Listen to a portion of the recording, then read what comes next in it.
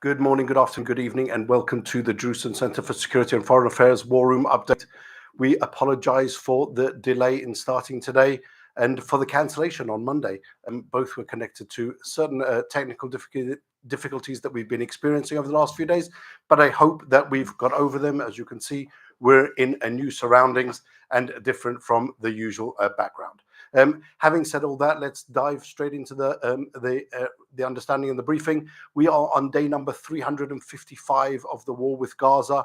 In Gaza, the forces are still operating, still really clearing out Hamas from the Gaza Strip, striking multiple spots all the way through the Gaza Strip from the south to the north, and discussing what will be the next stage in that operation.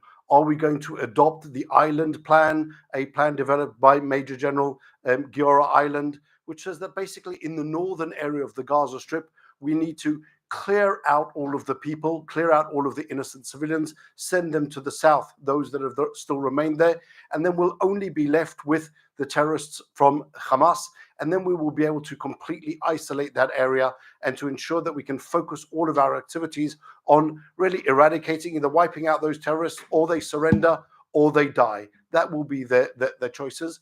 In the other areas in Judea and Samaria, we're continuing on with that constant reality of daily terrorism, something that we've seen all the way through. It's the same terrorist organizations that are operating in Gaza are operating also in Judea and Samaria. Hamas, the PFLP, Palestinian Islamic Jihad, they have the same hatred. It's all Iran pushing this violence all the way through the area. The Houthis in the south, obviously, they're continuing on with their aggression. They've experienced their own problems in the last few weeks, whether it be as a result of the Israel strike on the Hodeidah oil refinery a while ago, after they sent that UAV to Tel Aviv just about a month and a half ago, and all types of other problems. But really, their intentions are very, very clear. The reason I've left Lebanon to last, obviously, is that's the hot subject. What's going on in Lebanon? We're on day number 354 of the war with Lebanon. It started on the 8th of October and has continued on ever since. It started off for a very long time as a war of attrition, both Hezbollah and Israel maintaining very clear parameters of fighting within a very defined area, 10 kilometers into Israel, 10 kilometers into Lebanon. For Israel, obviously, that was disastrous. We have some 65 to 70,000 Israeli citizens who have been evacuated from our northern cities. Hezbollah has basically created a security zone for Lebanon in Israel, attacking freely. And Israel has been focusing on the Gaza Strip more than it has on the northern front. That's changed, obviously, in the last week and a half. We saw really the start of this activity on the 17th with the beeper attack, where Israel managed to take out, really eliminate thousands of senior Hezbollah operatives. These were the senior operatives who were given the beepers by Hezbollah. It wasn't the man on the street who was carrying a beeper from Hezbollah. It was their senior leadership, the members of really the special units of Hezbollah and their commanders. Now, those activities have continued on the next day. We saw the attack on the walkie-talkies also exploding in their hands as they use these really simple devices for communications, because they know that Israel has managed to infiltrate all of their other systems, and they weren't really expecting us to be able to get to every one of their beepers and every one of the walkie-talkies. Since then, we've also launched a very, very intensive air offensive into Lebanon, striking, as of this morning, over 1,300 different sites in Lebanon, trying to eliminate or at least neutralize their long-range missile capabilities. We're talking about tens of thousands of rockets and missiles that Hezbollah has. The difference between the rockets and the missiles I've explained before, but I'll say it again. Rockets, you put it on to a stand, you shoot it off with a basic idea of degrees and direction, and it just flies wherever it flies. It can't be controlled. A missile can be controlled in its path. And we know that Hezbollah has some 20 to 40,000 long range. We're talking about anywhere between 200 to 250 to start with, up to 400 kilometer rockets. And that's what Israel is focusing on. we've managed to do what we believe is considerable damage, but there is still so much more to do. We've managed to eliminate, in the course of the strikes that we've been carrying out, much of Hezbollah's senior leadership, taking out Fuad Shukar, the chief of staff of Hezbollah, about a month and a half ago, and then everyone else coming along. We dealt with Ibrahim Akil, another one of these arch terrorists who was taken out and eliminated together with 15 of his other Hezbollah leaders. Ibrahim Akil was the head of the Rawan forces. The Rawan forces are the special forces, like we have the Nukhba forces for Hamas in Gaza. The Rawan forces are Hezbollah's elite forces that were planning for almost as long as Hamas that infiltration into Israel and that attack on Israel's northern communities. They were upstaged. There is no other word, unfortunately, for it, by Hamas on the 7th of October. And so they have taken a back seat, but they continued on with their plans. And Israel's chief of staff saying that the strike on Ibrahim Akil was required not only because of his senior status, but also because he and his compatriots were planning and developing that plan for the Rawan forces to infiltrate into Israel still now. Obviously, we've seen for the first time, and really the first time ever, this morning, 6:30 in the morning, Tel Aviv, air raid sirens, a ballistic missile fired from the northern areas of Lebanon, going all the way to Tel Aviv. That's the first time that we've seen a strike from Lebanon to the distance of Tel Aviv. But in the meantime, we've seen strikes on everything in between. We've seen strikes in Tzfat and in that area of going up to the Golan Heights, in all of the Galil, on all of the Israel's towns on our western border, on Haifa, on Zichron Yaakov, going further down. This morning there were even air raid strikes or air raid sirens going off in Holon, as far south as that. So really, we're going into a new stage of this war with Hezbollah. Just half an hour before we came online, the IDF chief of staff for the Northern Front saying that we now have to prepare for a ground operation into Lebanon, 2 more divisions of reservists being called up. And it seems like Israel has really changed its plan as regards Lebanon and has come to the conclusion that we can no longer tolerate this war of attrition going on all the time. We're not sure exactly what surprises are waiting for us there either. Just again, before we came online, reports from Al Jazeera, which you have to put a little bit into a question. It's Al Jazeera. It's a propaganda arm of the terrorist regimes of Qatar, but also of Iran indirectly, saying that there are now 40,000 of these genocidal terrorists that are building up in Syria, waiting to invade into the Golan Heights. To try and unwrap a little bit of what exactly is going on. How do we understand Hezbollah? What does Hassan Nasrallah want? What do the Lebanese people want? Why are they even at war with us? We understand Hamas, they attacked us on the 7th of October. They've got their genocidal agenda. What does Nasrallah want? Nasrallah must understand that this war will not end well for Hezbollah. The 2006 war that he started also ended in disaster for Lebanon. Lebanon is a failed country. I cannot stress that enough. There is no great infrastructure there. They don't have money to even pay for their electricity. Most houses have their own independent generators. The airports do operate and don't operate based on how much money or whoever's coming in. If you remember, after the explosion caused by Hezbollah in the port in Beirut, French President Macron wanted to go and visit Beirut, and the French government was required to pay the cost of lighting up the airport because they didn't have the money to pay for it themselves. It's a country which has completely failed economically over the last 11 months. Much of the population from southern Lebanon, the civilian population, has evacuated. They're going north. And so Hezbollah said, we will support you. Their support meant giving those people, hundreds of thousands of people, about $10 for a year's supplies because that's all they have. But what was important to Nasrallah was to say, we will support you. So to try and understand a little bit of what the thinking is in Lebanon of the Lebanese people. Do they support Nasrallah? Are they against Nasrallah? Is there any chance that they could revolt against Nasrallah? We're joined today in the studio by our guest, Rawan Osman, a Syrian Lebanese peace activist, right? If I get that rightly? Small correction. I'm an activist advocating for peace with Israel. Oh, an advocate advocating for peace with Israel. Rawan has an incredible life story, which I heard just about a week and a half ago when she came to speak in our local synagogue. And I understood that Rawan had to come on our program. Thanks, obviously, to Benaya Sherlo for making the connection. If you're watching, Benaya, thank you very much. It was an amazing connection. So thank you. So Rawan, just for our audience, give us a little bit of an idea of your background to explain why I think that you can tell us what's going on in Lebanon. Thank you so much.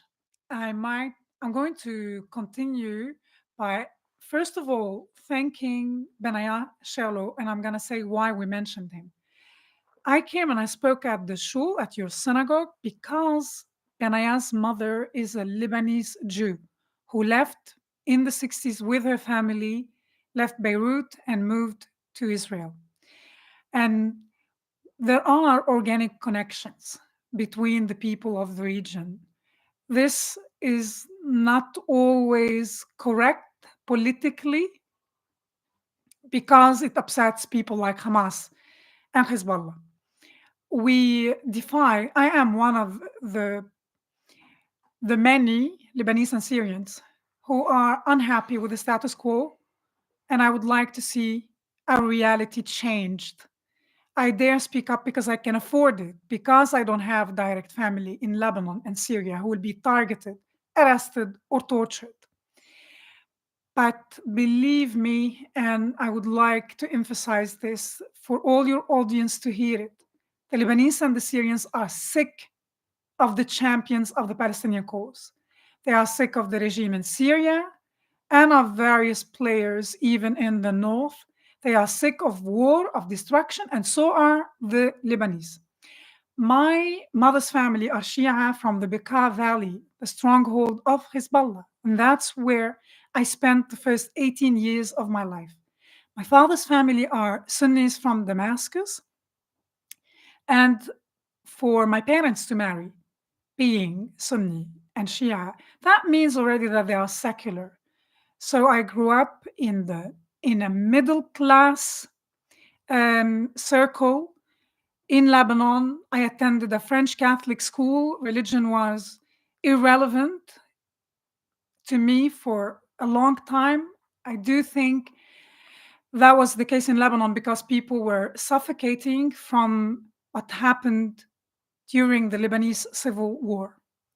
Nevertheless, all these groups, communities I spoke about, the Sunnis in Damascus, the Shia in the Bekaa Valley, the Lebanese, the progressive, the liberals, among my family members, friends, teachers, everyone agreed on one thing: their hatred of Jews and Israel.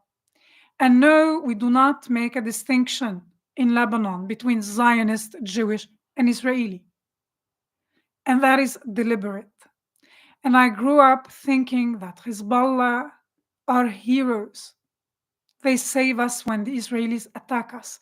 It is very important to understand the relevance of how we tell the story and where we start telling the story. So if we watch on the news that the Israelis are attacking us out of the blue in 1996, without the historical context, or in 2006, without mentioning that Hezbollah was doing exactly what they are trying to do now. They were trying to help Hamas. And in 2005, Israel pulled out of Gaza. Without telling what Hezbollah's responsible for, why they instigated the war, you just understand as a child that Israel is attacking us again and targeting civilians again. And they show you horrific video footage on Al Jazeera and on even international TV channels, and it's meant for the purpose of emotional extortion. You see civilians, and it is heartbreaking. The footage emerging from Gaza is heartbreaking. Listening to what you were saying about Lebanon is heartbreaking. It's very hard to realize this is what Lebanon has come to upon the insistence of Hezbollah, of its Secretary General, the obsessed Hassan Nasrallah, who's executing an Iranian agenda. And these are the champions of the Palestinian cause, just like Bashar al-Assad, who we thought at the beginning, and this is why my family moved from Lebanon after 18 years to Damascus, because my father thought Bashar al-Assad is a physician, an ophthalmologist, the civilized version of his father. And he came with this charming lady who dresses in Valentino and Louboutin. And indeed, they allowed private banking, telecommunication. So Syria changed at the beginning, but we've never imagined that compared to his son, Hafiz al-Assad was an angel. Yeah. And the champion of the Palestinian cause killed is directly responsible for the death of at least 500,000 Syrians. These are the documented deaths we have. They are still responsible for the disappearance of hundreds of thousands, including Lebanese, in Syrian prisons. So it's very hard, if you have a brain, to believe that any leader of the axis of resistance is interested in the well-being of the Palestinians, in their right for self-determination, when this same right is not granted for their own people. And I might add that the Syrian regime in the Yarmouk camp in Damascus killed hundreds of Palestinians, starved them to death, literally, for years during the siege of the Yarmouk camp after 2011. So based on what exactly can I have any sympathy or support for the champions of the axis of resistance? So, Rawan, that brings me into so many different questions that can really go into different directions. Lebanon, let's focus a bit on Lebanon. In Lebanon, the Palestinians are unwelcome guests. They haven't been. They're denied the ability to work in, I think, 91 different professions. They are denied the ability to own land. Lebanon isn't really the friends of the Palestinians as their own guests, and yet they seem to be claiming the role of champions of the Palestinian cause. But when you say to me that there's really this very, very clear cutoff between reality and the narrative that's told. 2006, as we mentioned, 2006, on the 25th of June 2006, Gazan terrorists infiltrated Israel, murdered 3 Israeli soldiers, and kidnapped Israeli soldier Gilad Shalit. We started a ground operation into Gaza in order to return what was then Corporal Shalit. And then 2 weeks later, on the 12th of July, Hassan Nasrallah joins the attack for no reason whatsoever. And that then started the Second Lebanon War. And so you have this very clear cause and effect. If you don't attack us, we're not going to attack you. But if you do attack us, then we're going to attack back. So when you combine the narrative of we're only the victims, as if Israel is arbitrarily attacking, with which simply isn't true, and I believe that the Lebanese people must be able to see that, together with this idea of the unwelcome Palestinian guests. How do you then create that idea of being the champions of the Palestinians? Look, we have one official curriculum in Lebanon that's taught in every school. A Christian or a Muslim school can add on top of it, but this is what they teach you. So in the history of Lebanon, there's a gap. Nobody talks about what happened after the establishment of Big Lebanon or Great Lebanon, 1921. They talk a little bit around 46, 47, 48, and then there's a gap. There's a black hole because nobody wants to talk about the role of the PLO and the role of the Palestinian in driving Lebanon to a civil war. Now, until I left Lebanon, or until recently, until now, you can hear the debates on the news, and Lebanon has a vibrant and active, I would say, democratic scene in the media. The media is Democratic liberal, and a discussion, lot of people, yes, democracy. I don't know if that's the word that we can say for Lebanon. this is why I'm trying to pick my words, but when it comes to the media, it is democratic.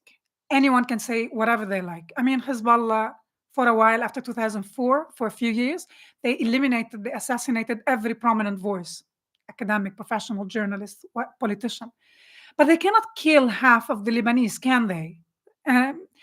This is why people are outspoken. And until this day, they debate the role of the Palestinians. There is the left, those pan-Arabists, the nationalists, who think, of course, but it is our duty. Of course, we had to support the Palestinians. And some say in Lebanese, say, what are you talking about? What do the Palestinians want? Those who understand history do not have much sympathy for the style of the Palestinian resistance. And they lost their patience.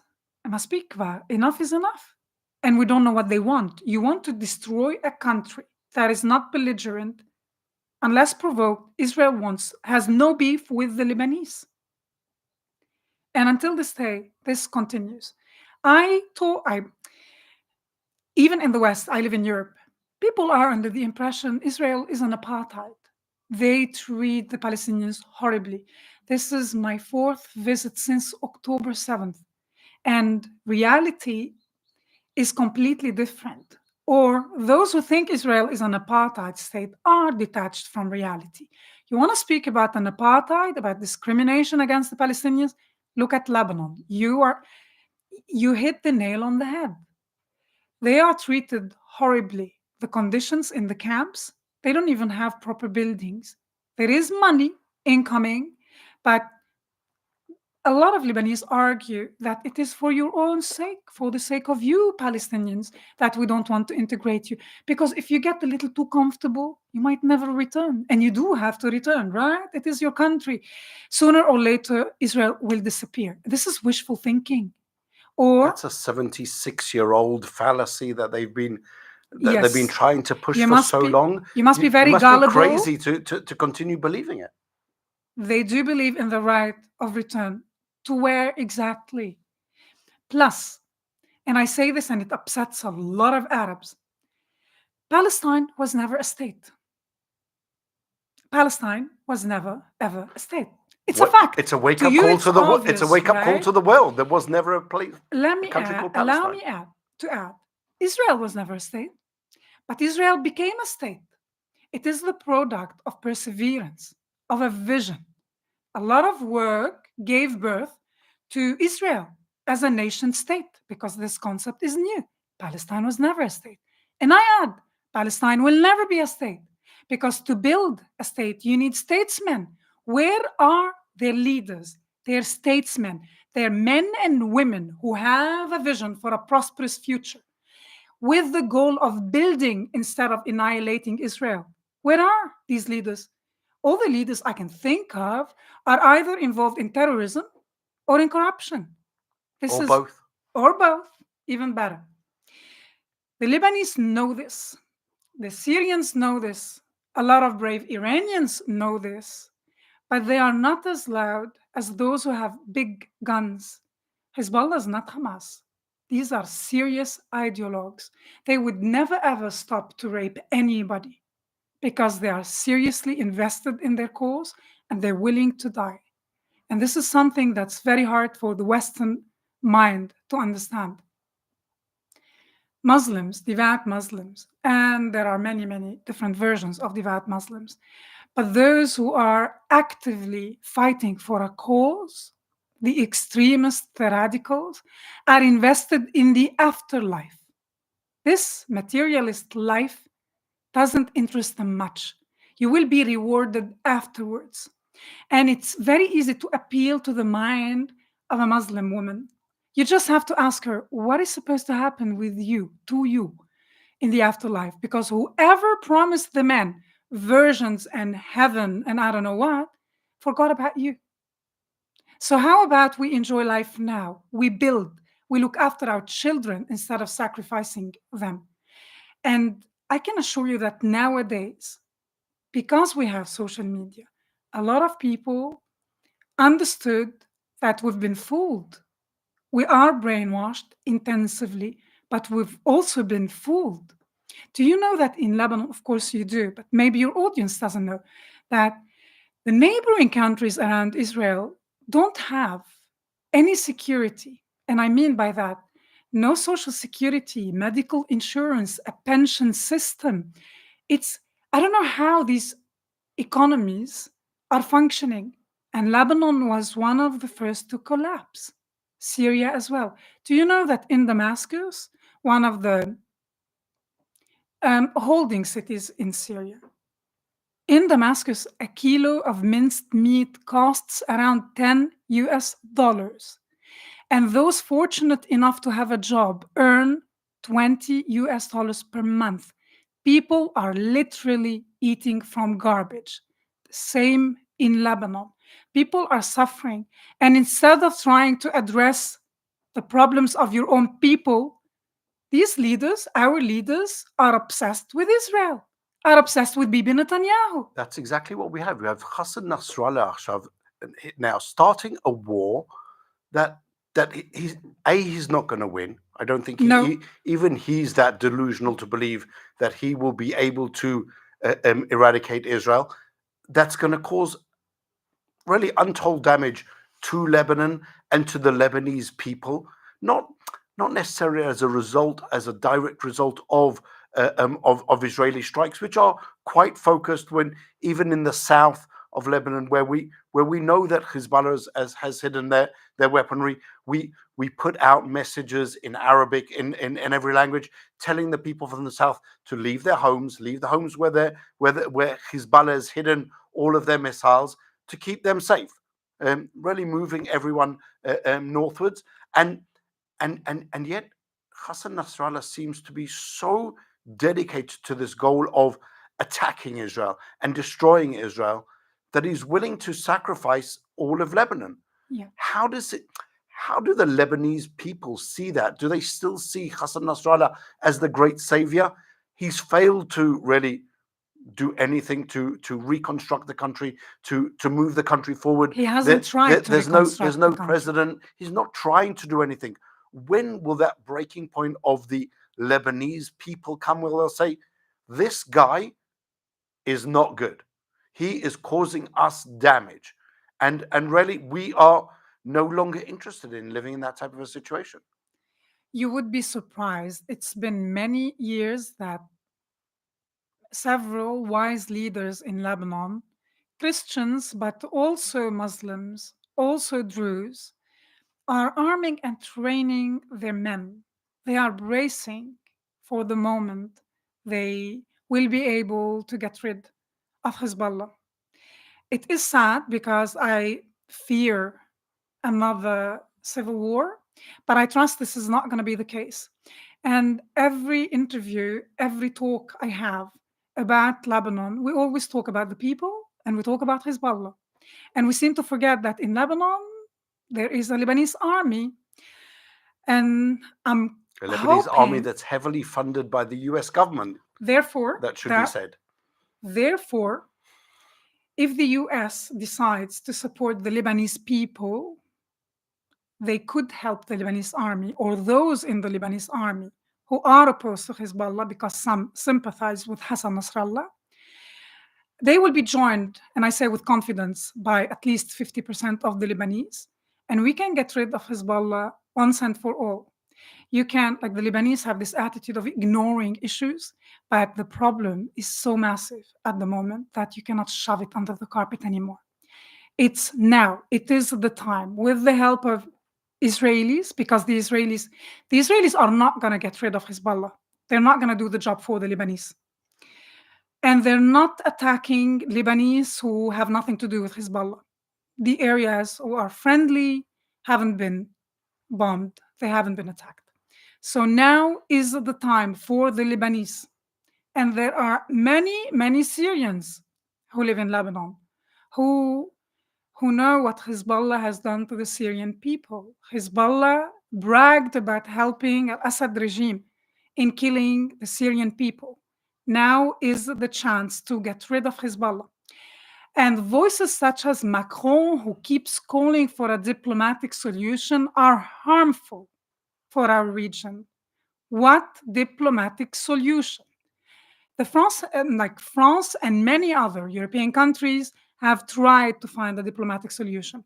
Israel opted for a military solution in the south, and the world is grilling Israel for daring to retaliate after the atrocities we witnessed on October 7th. And Israel gave a chance for a diplomatic solution. It's nearly a year now. No one could sway Hassan Nasrallah. No one could influence the decision of the axis of resistance, not only to attack Israel, but to drain Israel. They think their strategy is working. They are intentionally draining the Israelis. The Israelis cannot but retaliate with full force. And now this is the scenario we are facing, and the Lebanese are crying, including the Shia. What's amazing listening to you, Rawan, is hearing some of the terminology that you use, which is really part of the narrative. It's part of the story. When you talk about so naturally about Hezbollah being part of the axis of resistance, that's that narrative of we're resisting against the Israeli occupier, we're fighting the good cause. It's really the axis of terrorism, and it's not even. Some people have said it's a clash of civilizations. It really isn't. It's a clash of civilized people with barbarism, and being able to put over that message and to completely brainwash people into dedicating their lives to the eradication of Israel. We're part of the resistance, as they call it, is something which is really one of the greatest magic tricks that the Iranians have managed to persuade the Arab world, Hezbollah, Lebanon, to actually buy that really garbage that it is the resistance, as opposed to Gaza, where we were attacked and then we responded. And really, we've said in Gaza, our stated goal in Gaza, we have a number of goals. One is obviously to bring back all of the hostages, to free all of the hostages, and then to really dismantle Hamas and its governance capabilities. In the north, with Lebanon, our goals are entirely different. The goals stated by Israel's cabinet, we're not going to take away Hezbollah, as you said, we're not going to destroy Hezbollah. That isn't our job. Our goal in the north is to return all of our citizens back to their homes, onto the border, and to ensure that our northern border is safe. Resistance seems to suggest that we have these great plans, as the Iranians say, to conquer all of Arabia. Bad news for everyone. We have no plans like that. We're happy with what was the blue line, which separates us from Lebanon. We're staying there. That's it. We don't have these expansionist plans. And yet, this idea that's been sold that Israel is this constant aggressor, constantly looking to invade Lebanon. Fatah land of the 70s didn't exist. The civil war caused by Fatah, the PLO in Lebanon, doesn't exist. Israel is the aggressor, and you, again, you just want to wonder when that light bulb will go off, and people will say, maybe in the 70s, 80s, and even to extent the 90s, when you gathered your information from newspapers, from radio, from the few televisions, local television stations that you had. Some people had satellite, but now there's the internet, and when you look out from this European perspective into the Middle East, you think, well, they have the same freedoms, the same capabilities, the same access as we do to all of this information. There's free internet in Lebanon.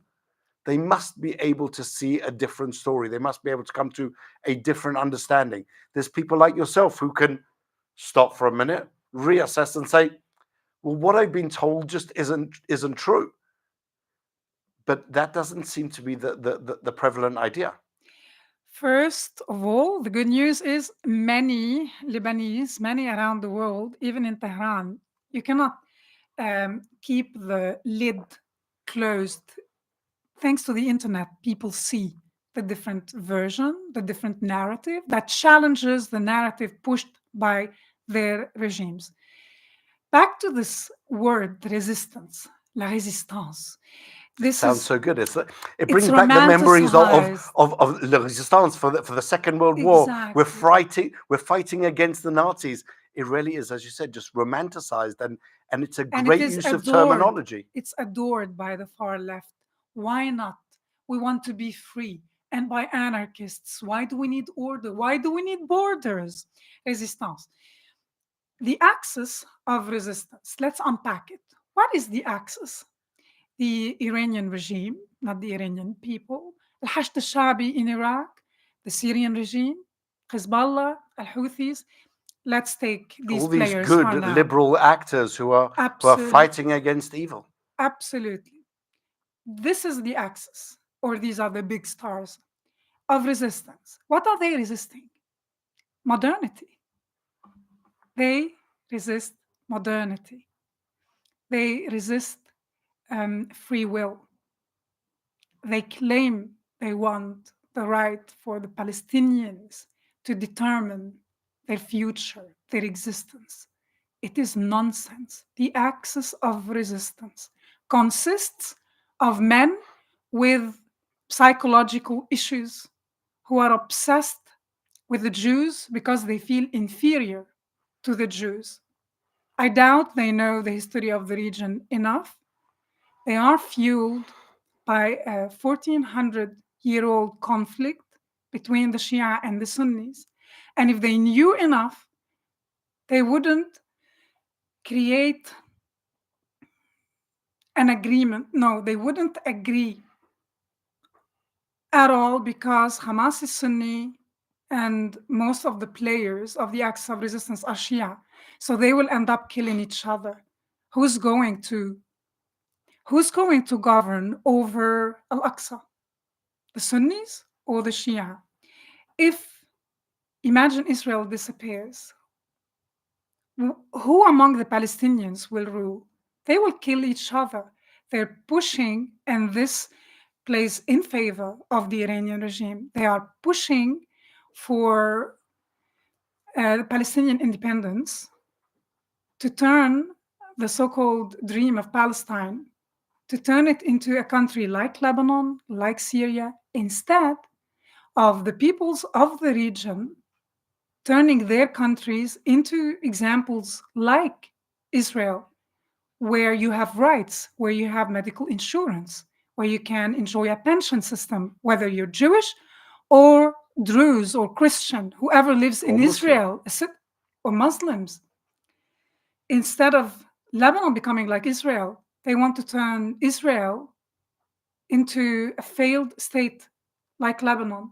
They are stampeding over the people for an ideology. And what is this ideology? Who wins at the end? The Shia or the Sunnis? They are resisting modernity. The axis of resistance is a cult of death.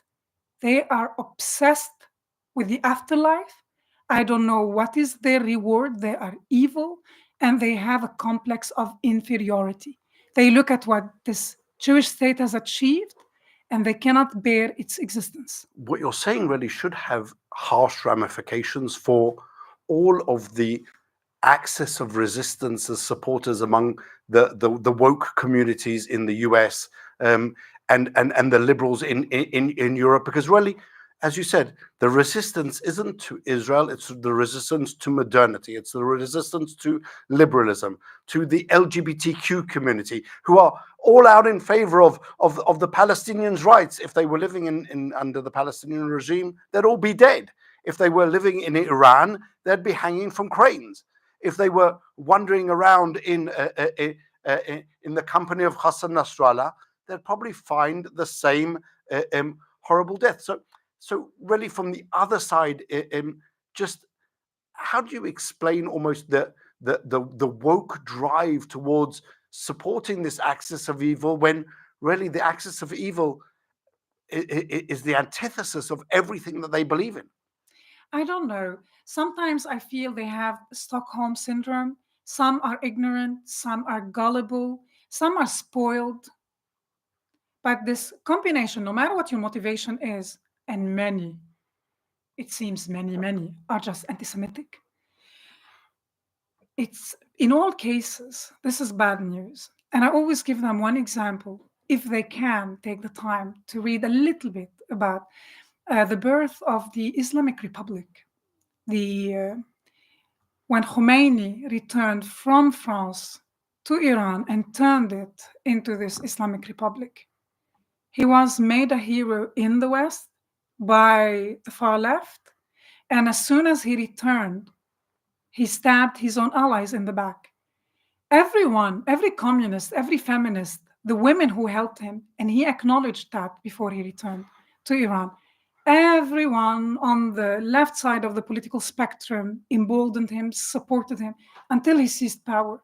When he returned, he executed them by the thousands, executed or exiled them. And I fear that this mariage d'affaires, this bizarre alliance between the wokeism and Islamism, is deadly. It is toxic for human civilization. It is no longer a theoretical debate. All of us, we are facing an existential threat. On October 7th, Islamists and their supporters declared war on human civilization. And this is why you are all welcome, you are all invited to help us push against them. Because otherwise, our future might look like Iran's future after Khomeini seized power.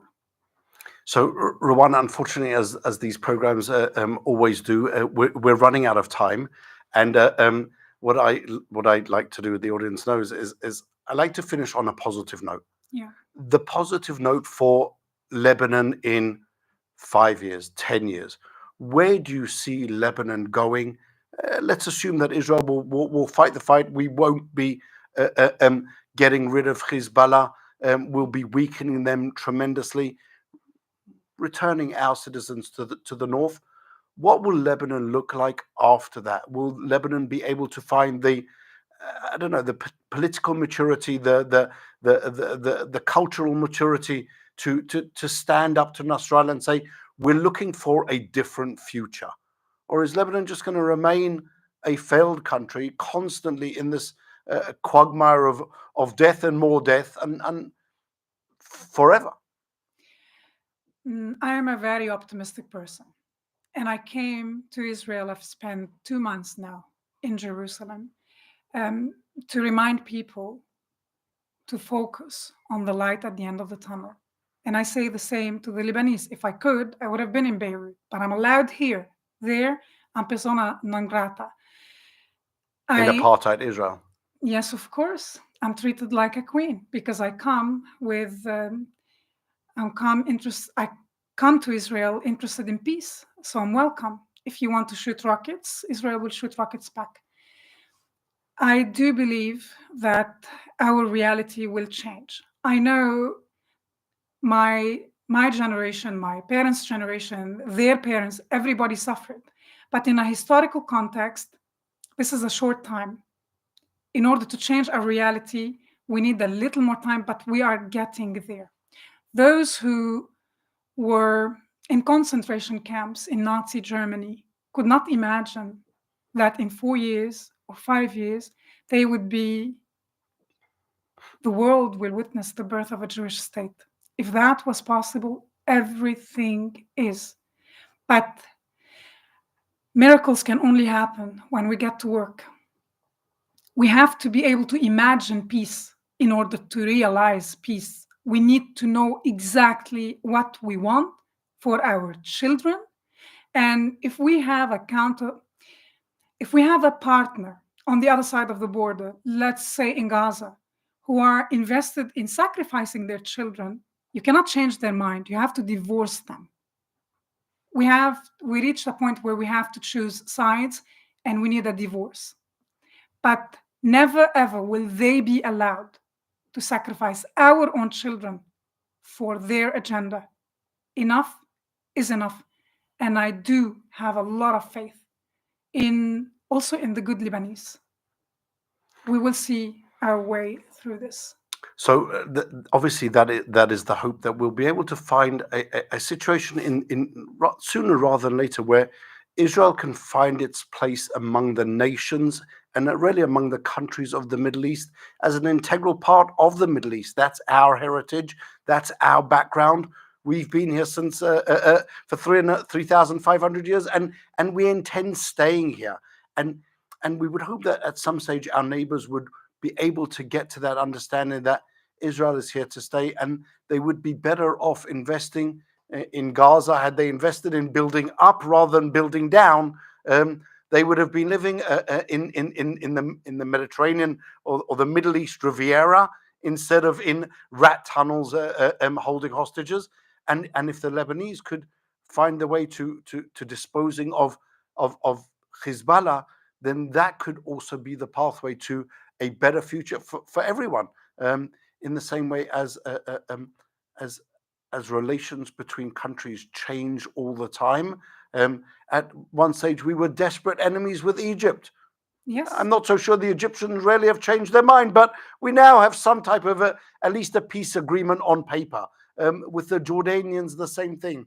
With countries further off that we never had any type of beef with, but they were at war with us. We now have the Abraham Accords, and maybe one day in the near future we'll be able to bring in Lebanon a revitalized, as Secretary Blinken and President Biden said of the failed Palestinian terror authority, maybe a revitalized Lebanon that will be able to allow the Lebanese people also to enjoy part of that, really, that success and growth. In the meantime, thank you so much for joining us, Rawan. Really a pleasure to have had you here. Thanks for having me. And to our audience, we will be back with you again next week on Monday, I hope, assuming that we don't have again technical difficulties. And we hope that just over the weekend there'll be really safety for all of our citizens up north, and that our soldiers will continue doing what they need to do, protecting our country, but at the same time staying as safe as they can in the circumstances. And that's it for now to everyone. And we will say now, Shabbat Shalom, and see you next week. Bye-bye.